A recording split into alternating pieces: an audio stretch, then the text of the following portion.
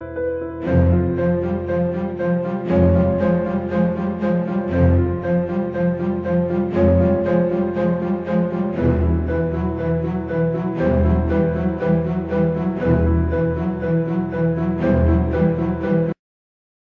chaque matin se révèle une épreuve, quand chaque souffle devient une corvée, quand même sourire fait mal et quand pleurer ne soulage plus, il ne nous reste qu'une façon de se soulager.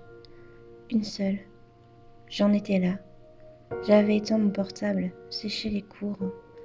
Il était juste 9h du matin et la maison était vide. Mon père devait cuver quelque part.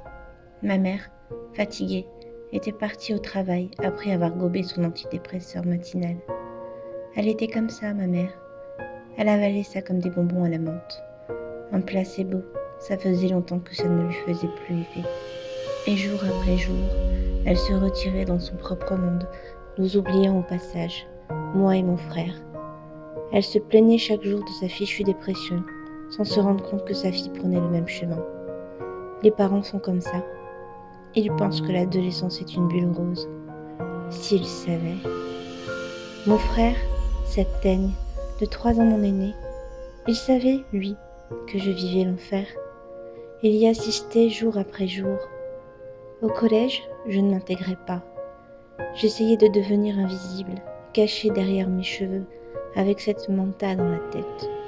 Si je ne les vois pas, ils ne peuvent pas me voir. Mais si, ils me voyaient, les autres élèves, et ils n'aimaient pas ce qu'ils voyaient. Il avait pour habitude de me lancer des vannes. C'était à celui qui faisait rire les autres en me lançant la plus grosse atrocité.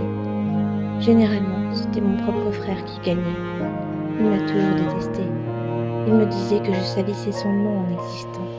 Sale con. Sais-tu au moins à quel point tu me fais mal? Épuisée, si épuisée. Je n'avais pas encore dormi cette nuit. Mon ivrogne de père avait fait son cinéma, un verre de rouge à la main. Il s'agitait dans toute la maison. Je déteste ce vin qui transforme mon père en monstre. Le couple de mes parents n'allait pas bien, vraiment pas. Ma mère l'aimait encore, je crois, ou alors elle n'avait pas envie de se retrouver toute seule. Mon père le savait, ça oui, et il en profitait bien. Ma mère était venue dans ma chambre un soir, la tête baissée, le regard en dessous. Elle m'avait dit qu'elle avait un grand service à me demander, qui réglerait beaucoup de choses, sauverait la famille, et que si je l'aimais, je ne pouvais pas refuser, n'est-ce pas?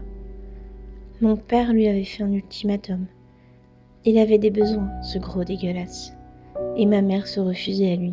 Mais moi, la sale gamine ingrate qui passait son temps à faire la gueule, je pouvais bien aider mon père, non? Selon ses dires, c'était soit ça, soit il se casse. Et ma mère était là à me supplier du regard. Aider comment? Je lui demandais. Je savais de quoi elle parlait. Mon père me regardait avec un air libidineux depuis que j'avais un peu grandi et que je commençais à avoir des formes, en se disant de sa voix d'ivrogne qui me faisait bien dans mon affaire. J'avais mis du temps à comprendre. Et là, devant ma mère, je ne voulais pas comprendre. Puis mon père était entré à son tour avec un air de victoire sur le visage. Je suppliai ma mère. Non, maman, pas ça, je t'en prie, ne le laisse pas me faire ça. Mais elle me poussa sur le lit et me le bloqua avec le haut de son corps en me chuchotant. Ça ira, ma chérie. Ça ne fera mal qu'une minute et nous vivrons heureux. Mon père s'avança et le monde devenait noir. Je me souviens d'avoir entendu hurler et hurler encore. Je pense que c'était moi. Je me souviens juste que je fixais sur mon étagère ma peluche en forme de cochon que j'adorais et qui ne pouvait rien faire pour moi. Et puis, blackout. Je me suis réveillée ensuite dans ma chambre, en sang.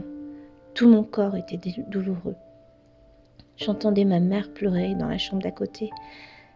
Ça date de 4 mois et ça n'a pas été la seule fois. Mon père avait pris l'habitude de me sauter dessus quand il voulait, où il le voulait, pour me violer, encore et encore. Je me suis débattue au début, mais il me cognait tellement fort que je n'avais plus la force de bouger. J'avais essayé de mordre, mais ses coups de poing m'avaient déjà cassé 3 dents. J'étais son jouet, je devais me plier à sa volonté, devant ma mère ou pas, devant mon frère aussi. Ça le faisait rire. Celui-ci avait avancé la main une fois, histoire de participer. Ma mère l'avait retenu, mais ma mère n'était pas toujours là. Et me voilà donc aujourd'hui, debout dans ma cuisine, avec toutes les plaquettes de médicaments de ma mère sur la table devant moi. Je me fais un mélange dans le mixeur, arrosé de jus de fraise, mon préféré. Je ne veux pas être là quand mon père va rentrer. Je vis dans l'horreur, dans la peur, je n'en peux plus. Mes mains tremblent, je suis déterminée. 2 mois que je n'ai pas eu mes règles. Je ne peux pas mettre au monde l'enfant de l'inceste. Il partira avec moi. Nous serons tous les deux dans un monde meilleur. Sans eux, je ne sais pas qui de mon père ou de mon frère a osé me mettre enceinte. Une fois mon mélange prêt, je monte dans ma chambre. Je m'assois sur le lit et bois tout, du sec. Je ferme les yeux, j'attends, je pleure, je m'étrangle un peu. J'ai le nez qui coule, les cheveux en bataille. Je ne ferai pas une jolie morte, mais je n'ai jamais fait une jolie vivante non plus. Je m'allonge sur le lit et je regarde autour de moi.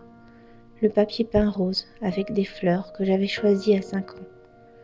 La photo de moi avec ma seule amie devant Space Mountain. Une journée à Disneyland. Ça reste un de mes meilleurs souvenirs. Mon cœur s'emballe. On ne se rend pas compte de chaque battement tant qu'il n'est pas sur le point de s'arrêter.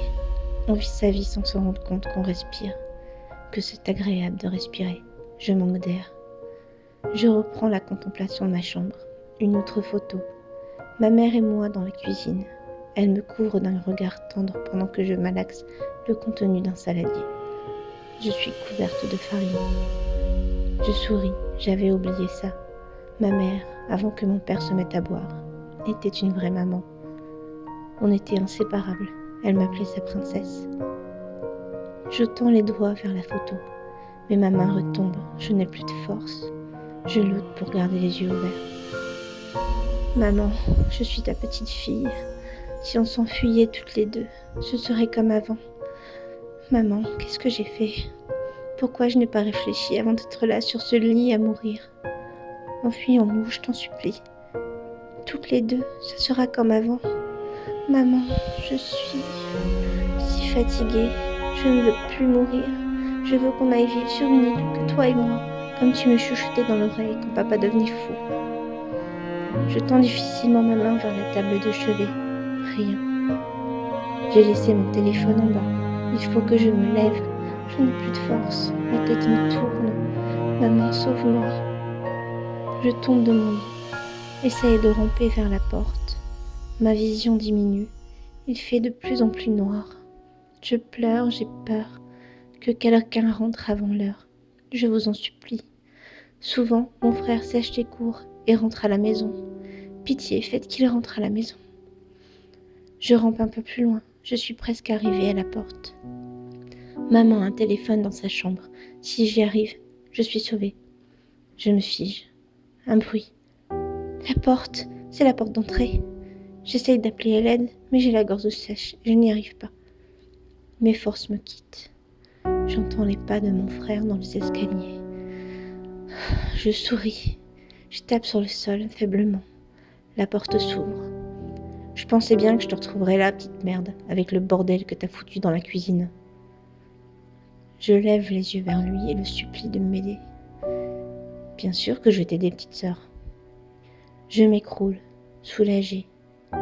Après tout ce qui s'est passé, je comprends que j'ai encore de l'amour pour mon frère. Et que lui aussi, il veut bien m'aider. Il me soulève et me repose sur mon lit. Il sourit. J'essaye de lui dire d'appeler maman. Pitié, je ne veux plus tenir longtemps. Il ne m'écoute pas. Tu es vraiment laide, même sur le point de crever. Mais j'ai toujours voulu essayer la nécrophilie. J'attendrai dans ma chambre. Il se lève et passe la porte. J'entends mes espoirs partir avec lui.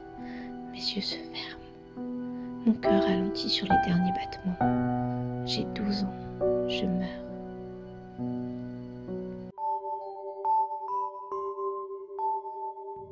One, two, someone's calling you. 3, 4, better check the app store. 5, 6, better pick up quick